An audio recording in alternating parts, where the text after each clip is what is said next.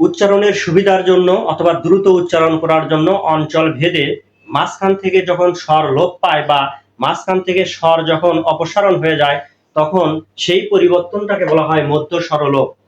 তো আমরা উদাহরণগুলো দেখি। এখানে প্রথমে লেখা আছে গামোসা।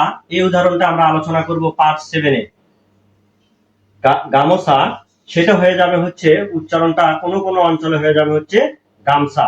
এখানে হর্ষ চিহ্ন বা হলন্ত চিহ্ন দিতে হবে। কেমন করে হয় দেখেন, প্রথমত হচ্ছে গ, তারপরে গর সাথে কার আছে হচ্ছে স্বরেয়া, নেক্সট হচ্ছে মর সাথে কার আছে হচ্ছে ওকার। এবং এইগুলোতে এই যে যেহেতু কার বের হয়ে যাচ্ছে, হ্যাঁ, এই জন্য আমরা কি করব, মর থেকে কার বের হয়ে গেল, ওকার বের হয়ে গেল।